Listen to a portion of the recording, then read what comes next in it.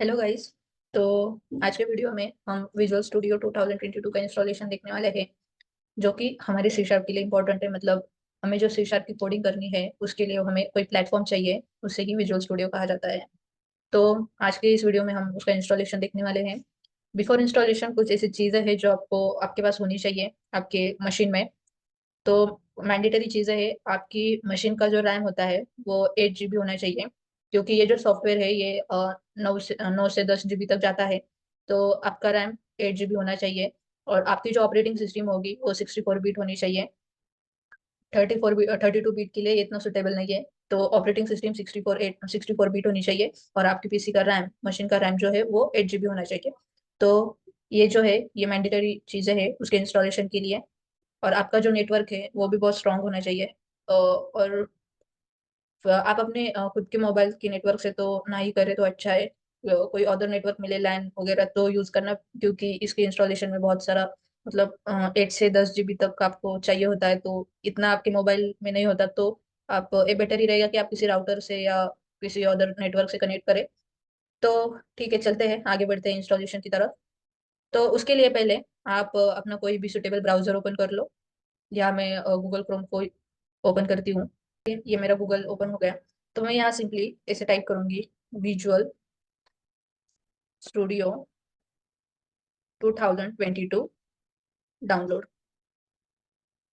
ठीक है, बस ऐसे टाइप कर दो और सर्च कर लो। अब यहाँ देखो, सर्च करने के बाद यहाँ पे ऊपर वाली भी एक वेबसाइट है और नीचे भी एक है। तो इनमें से कौन सा सिलेक्ट करें? तो पहली जो है उसमें दिखा है वो भी माइक्रोसॉफ्ट की है, और नीचे की है वो भी माइक्रोसॉफ्ट की है। बट आप किस पे आप यहाँ पे मत जाना, प्रोग्रामिंग टूल फॉर सॉफ्टवेयर, इस पे आप क्लिक मत करना। आपको किस पे क्लिक करना है? Download Visual Studio tools, install free for Windows, Mac and Linux. तो ठीक है, ये जो सेकंड नंबर की जो वेबसाइट है, ये जो दिखाई दे रहा है, तो उस पे आपको क्लिक करना है, जो लिंक है उस पे क्लिक करना है। ठीक है, यहाँ पे कंफ्यूज मत होना। तो उस पे क्लिक करने के बाद नीचे आना है। अब देखो, यहाँ पे आपको तीन ऑप्शन है। एक कम्युनिटी है, प्रोफेशनल है और इंटरप्राइज है। ठीक है। तो ये जो प्रोफेशनल और इंटरप्राइज जो है वो फ्री में नहीं है, फ्री ऑफ कॉस्ट नहीं है, उसके लिए आपको पे करना पड़ेगा अगर आपको इसको यूज करना है। तो बेसिकली ये जो दोनों है वो कोई बिजनेस लेवल पे यूज होते हैं। ठीक है, प्रोफेशनल लेवल पे उसको यूज किया जाता है, तो ये पेड है। उसके लिए आपको कुछ पेमेंट करना पड़ेगा। बट आपको, अगर आप स्टूडेंट हो तो आपके लिए कम्युनिटी अच्छा है। तो यहाँ पे हम कम्युनिटी को इंस्टॉल करते हैं। तो आपको बस यहाँ पे कम्युनिटी पे फ्री डाउनलोड पे क्लिक करना है। ठीक है, और जैसे ही आप फ्री डाउनलोड पे क्लिक करोगे तो आप यहाँ मेरे राइट साइड में देखोगे, तो यहाँ पे उसका इंस्टॉलेशन हो रहा है। मतलब ये उसकी जो EXE फाइल है, ये EXE फाइल क्या हो रही है, डाउनलोड हो रही है। तो ये आप यहाँ पे देख सकते हो कि जो .exe फाइल है, जो सेटअप है, यहाँ पे सेटअप की जो .exe फाइल है ये मेरी डाउनलोड हो चुकी है। ठीक है। तो मैं क्या करूंगी, अब इसको यहाँ से नहीं ओपन करती, मैं मेरे पीसी में जो डाउनलोड है उसमें जाऊंगी। ठीक है। तो यहाँ पे आप वहां से भी उसको ओपन कर सकते हो, बट यहाँ मैंने मेरे पीसी के डाउनलोड्स में गई। तो देखो, इस डाउनलोड में यहाँ पे विजुअल स्टूडियो सेटअप की जो फाइल है मैंने अभी डाउनलोड की, EXE फाइल, वो डाउनलोड हो चुकी। तो मैं सिंपली उस पर क्लिक करूंगी। ठीक है, जैसे ही आप क्लिक करोगे इंस्टॉलर रन होना चालू हो जाएगा। तो आपको बस यहाँ पे यस करना है। ठीक है, जैसे ही आप यस करोगे तो ऐसी एक विंडो आएगी, विजुअल स्टूडियो इंस्टॉलर। तो आपको सिंपली कंटिन्यू पे क्लिक करना है, कंटिन्यू करना है। तो यहाँ पे आपका इंस्टॉलर रेडी हो रहा है, तो जस्ट वेट करना। अब देखो, यहाँ पे आपका इंस्टॉलर रन हो गया है। अब यहाँ पे आपको ऑप्शन सिलेक्ट करनी है, मतलब ये जो विजुअल स्टूडियो आप डाउनलोड कर रहे हो ये आपको किस लिए चाहिए, मतलब किस एप्लीकेशन के डेवलपमेंट के लिए चाहिए। तो यहाँ पे ASP.NET and web development, azure development, Python development, Node.js development, और बहुत सारे .NET multi platform app, UI development, .NET desktop development. तो देखो, आप जो भी मतलब हमने एप्लीकेशंस देखे थे, उस एप्लीकेशन में हमने देखा था कि उस सी शार्प की हेल्प से हम बहुत सारे एप्लीकेशंस बना सकते हैं, mobile application, desktop application, web applications. तो जैसे मैंने कहा था वैसे यहाँ पे आपको ऑप्शंस भी है। तो आपको इन ऑप्शंस में से जिसकी डेवलपमेंट के लिए आपको विजुअल स्टूडियो चाहिए तो उनको आपको सिलेक्ट करना है। ठीक है। तो इसमें तो हम सिर्फ अभी के लिए ASP.NET वेब डेवलपमेंट को सिलेक्ट करेंगे, और उसके बाद .NET डेस्कटॉप डेवलपमेंट को हम सिलेक्ट करेंगे। ठीक है। तो इन दोनों को हम सिलेक्ट करेंगे। अगर आप स्टूडेंट हो तो आपको ASP.NET and .NET desktop development को फिलहाल तो वही चाहिए। तो मैंने मेरे दो ऑप्शन को क्लिक किया, कौन से, ASP.NET and web development and .NET desktop development, ठीक है। तो अभी राइट साइड में इस अगर आपको मतलब यहाँ पे दिखाई दे रहा हो तो देखो, टोटल स्पेस रिक्वायर्ड 7.8 GB, ठीक है। तो आपको टोटल कितना चाहिए होगा, 7.8 GB आपको रिक्वायर्ड है। तो बस यहाँ पे एक बार साइज चेक करो और या तो बस सिंपली इस इंस्टॉल पे क्लिक करना है, ठीक है। तो इस इंस्टॉल पे क्लिक करने के बाद यहाँ पे आपका इंस्टॉलर जो है वो रन होगा और आपकी इंस्टॉलेशन प्रोसेस स्टार्ट होगी। तो देखना, देखो यहाँ पे अभी इंस्टॉलेशन प्रोसेस स्टार्ट हो चुकी है और इस यहाँ पे आपको साइज भी दिखा रहा है कितना, 2.24 GB। तो और यहाँ पे उसके अकॉर्डिंग कुछ पैकेजेस भी इंस्टॉल हो रहे। तो ठीक है, तो आपको ये इंस्टॉलेशन जो है वो कंप्लीट करना है इस प्रोसेस को, और आफ्टर इंस्टॉलेशन हम आगे का देखेंगे।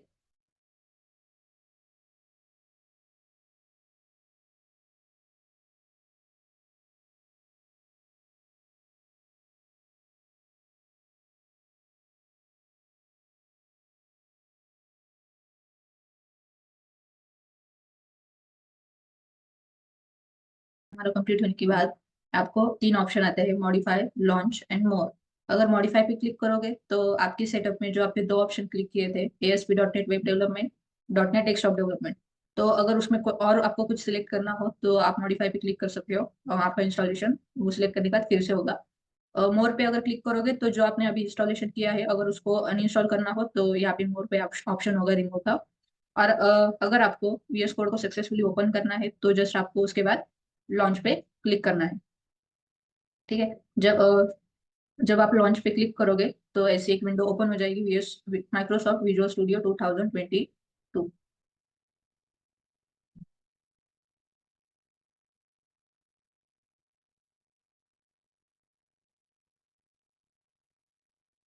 ठीक है। यहाँ पे आपको साइन इन बोला जा रहा है, क्रिएट एन अकाउंट बोला जा रहा है, बट आपको फिलहाल तो इसकी जरूरत नहीं, तो आप स्किप दिस फॉर नाउ कर सकते हो, ठीक है। मैंने यहाँ पे स्किप कर दिया। अब आपको विजुअल स्टूडियो स्टार्ट करना है, बट उसके पहले आपको यहाँ पे कुछ ऑप्शंस दिखाए, चूज योर कलर थीम। तो आपको विजुअल स्टूडियो की विंडो कैसी होनी चाहिए आप यहाँ से सिलेक्ट कर सकते हो। तो फिलहाल हम ब्लू को सिलेक्ट करते हैं, ठीक है। डार्क में आपको ब्लैक विंडो आएगी, यहाँ पे ब्लू है, एक्स्ट्रा एक्स्ट्रा ब्लू है, यहाँ पे थोड़ा सा लाइट है। तो ठीक है, तो हम फिलहाल तो ब्लू से ही करते हैं, ब्लू को सिलेक्ट किया और स्टार्ट विजुअल स्टूडियो पे क्लिक किया, ठीक है। अब इसके बाद हमारा जो VS कोड है वो ओपन हो जाएगा, ठीक है। जैसे ही आपका वो ओपन हो जाएगा, यहाँ पे आपको साइड में कुछ ऑप्शंस दिखाई दे रहे होंगे, तो आपको इन ऑप्शंस में से आपको क्रिएट अ न्यू प्रोजेक्ट पे क्लिक करना है, ठीक है। तो यहाँ पे मैं किस पे क्लिक करूंगी, क्रिएट अ न्यू प्रोजेक्ट, ठीक है। अब जब आप न्यू प्रोजेक्ट पे क्लिक करोगे तो यहाँ पे कुछ आपको ऑप्शंस दिखाई दे रहे होंगे। तो हमें तो सी शार्प फिलहाल के लिए तो सी शार्प कोडिंग ही करनी है। तो आपको यहाँ पे कंसोल ऐप उसको सिलेक्ट करना है। तो फिलहाल तो यहीं पे दिख रहा है मेरी, बट शायद आपकी स्क्रीन पे विजिबल ना हो, तो आप यहाँ से सर्च कर सकते हो कंसोल ऐप को, अगर यहाँ पे नहीं है ऑप्शन में तो, ठीक है। बट मेरी इस विंडो पे वो तो मुझे ऊपर की मतलब ऊपर में दिख रहा है। तो देखो कंसोल ऐप, और अगर यहाँ पे आप देखो तो ऊपर में ऐसे ग्रीन में सी शार्प लिखा हुआ है, ठीक है। तो यहाँ पे अगर आप देखोगे, मैंने अगर टाइप किया, ठीक है, जैसे मैं कंसोल ऐप को टाइप करूंगी तो यहाँ कंसोल ऐप के बहुत सारे ऑप्शन आपको आ सकते हैं। तो उनमें से किस ऑप्शन को सिलेक्ट करना है, तो देखो कंसोल ऐप, और जिसपे यहाँ पे ऊपर सी शार्प होगा ग्रीन कलर में, आपको बस उस पे क्लिक करना है, ठीक है। और जैसे ही आप कंसोल ऐप पे क्लिक करोगे तो यहाँ पे ऐसी विंडो आएगी, ठीक है, कॉन्फ़िगर योर न्यू प्रोजेक्ट। तो यहाँ पे प्रोजेक्ट नेम में आप अपने प्रोजेक्ट को एक नाम भी दे सकते हो, ठीक है। फिलहाल तो मैं उस प्रोजेक्ट को प्रोजेक्ट 1 नाम देती हूँ, प्रोजेक्ट 1। आप यहाँ से आपके प्रोजेक्ट को नाम भी देख सकते हो। यहाँ पे देखो लोकेशन, सी यूजर CHP सोर्स रिपोज। तो ठीक है, यहाँ इस लोकेशन पे आपकी डिवाइस में आपको ये प्रोजेक्ट मिलेगा, और इस प्रोजेक्ट में आप जितने भी आपके प्रोग्राम्स करोगे सी शार्प के, वो आपको सब इस लोकेशन पे मिल जाएंगे। तो ये लोकेशन भी आप याद रखना, ठीक है।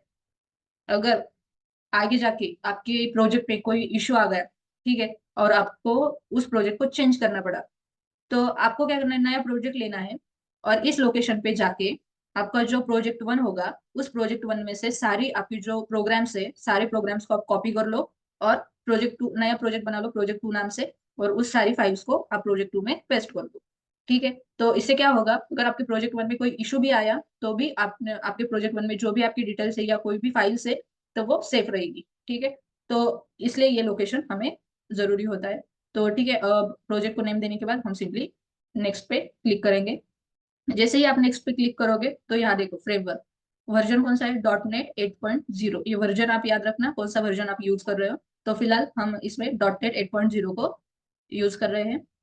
ठीक है, तो फ्रेमवर्क को देखने के बाद, कंफर्म करने के बाद हम यहाँ पे क्रिएट पे क्लिक करेंगे। ठीक है, जैसे ही हम क्रिएट पे क्लिक करते हैं तो यहाँ पे एक प्रोजेक्ट क्रिएट हो रहा है हमारा प्रोजेक्ट 1, जिसका नेम क्या है प्रोजेक्ट 1। ठीक है, यहाँ पे हमारा प्रोजेक्ट क्रिएट हो रहा है। इसमें थोड़ा सा वक्त लगता है प्रोजेक्ट को क्रिएट करने में।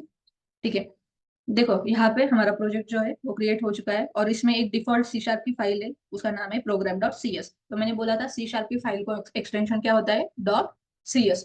तो यहाँ पे हमारी ये देखो ये प्रोजेक्ट 1 हमारे प्रोजेक्ट का नेम है। तो उस प्रोजेक्ट में एक program.cs ये फाइल क्या हो चुकी है, क्रिएट हो चुकी है। ठीक है, तो अब हमें क्या करना है, एक सिंपल प्रोग्राम करना है C# में।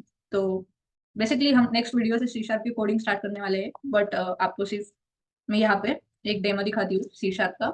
ठीक है, तो यहाँ पे मैंने एक क्लास क्रिएट किया, क्लास प्रोग्राम। ठीक है, अभी इस क्लास को मैंने प्रोग्राम ही नाम क्यों दिया, तो देखो मेरी जो फाइल है उस फाइल का नेम क्या है, program.cs। तो हमें जैसे ही जावा में अगर जावा आपने सीखी होगी तो जावा में आपको पता है जो हमारे प्रोग्राम का नाम होता है वही हमारे मेन क्लास का क्या होना चाहिए, नेम होना चाहिए। मतलब मेन क्लास मतलब कौन सा क्लास, जिस क्लास में हमारी मेन मेथड होती है। ठीक है, जिस क्लास में हमारी मेन मेथड होती है एग्जीक्यूशन भी उसी क्लास से स्टार्ट होता है जहाँ पे मेन मेथड होती है। ठीक है, तो बेसिकली जिस क्लास में आपकी मेन मेथड एग्जिस्ट एग्जिस्ट करती है तो उस क्लास का नेम हमारी प्रोग्राम की नेम से, फाइल की नेम से सिमिलर होना चाहिए। ठीक है, तो यहाँ पे मेरी फाइल का नाम क्या है, program.cs। तो इसलिए मैंने क्लास कौन सा लिया, प्रोग्राम। ठीक है, अब इस क्लास के अंदर मैं क्या करूंगी, मेरी मेन मेथड लूंगी। अब मेन मेथड कैसे लेता है, पब्लिक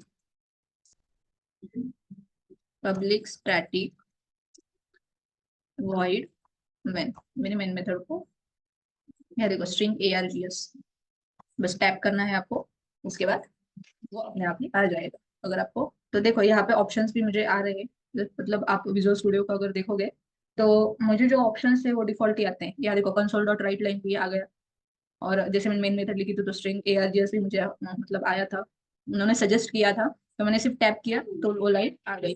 अब ये console.writeline क्या है, जैसे जावा में हमें हमारी स्क्रीन पे अगर कुछ लिखना हो या कुछ डिस्प्ले करना हो डिस्प्ले स्क्रीन पे, तो हमें कौन सी लाइन हम यूज करते हैं, system.out.println। ठीक है, और अगर सी में कुछ लिखना हो तो कौन सी यूज होती है, printf।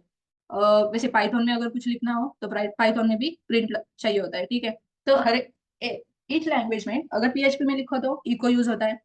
जैसे इस लाइन में हमें हमारे स्क्रीन पे अगर और कंसोल पे कुछ लिखना हो, ठीक है, कंसोल पे कुछ राइट करना हो कुछ डिस्प्ले करना हो, तो एक लाइन होती है जिसके अंदर हम लिखते हैं और वो कंसोल पे डिस्प्ले होता है। तो ठीक है, वैसे ही C# में कौन सी लाइन यूज होती है, कंसोल डॉट, यहाँ पे ऑलरेडी आ रहा है console.write लाइन।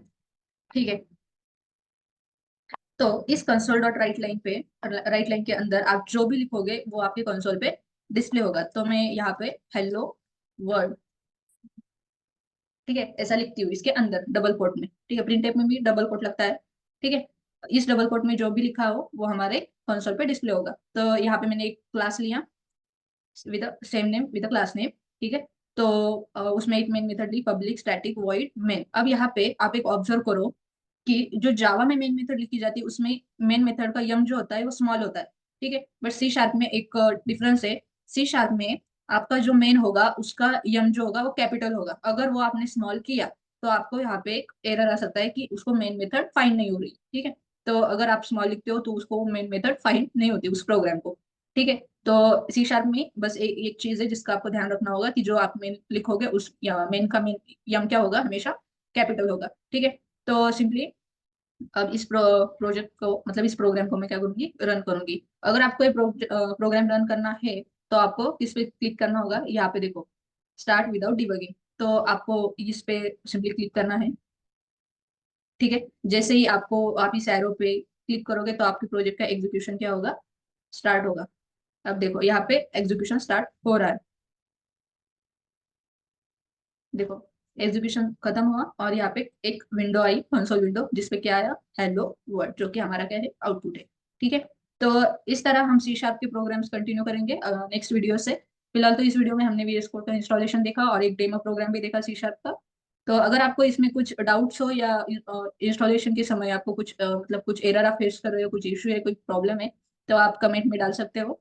तो उस डाउट को हम फिर क्लियर कर देंगे अगर कोई डाउट हो। फिलहाल तो इसमें हमें कोई डाउट मतलब कोई इशू, कोई प्रॉब्लम नहीं आया इस इंस्टॉलेशन में, बट हो सकता है कि आपको कुछ इशू आए, कुछ सिस्टम का, मशीन मशीन का कुछ प्रॉब्लम हो, तो वो आ सकता है। ठीक है, तो अगर ऐसा कोई प्रॉब्लम आए तो आप कमेंट में डाल देना और हम उस प्रॉब्लम को सॉल्व करेंगे। ठीक है, और नेक्स्ट वीडियो से हम शीर्षा की कोडिंग को कंटिन्यू करेंगे। तो इस वीडियो में बस इतना ही। Thank you.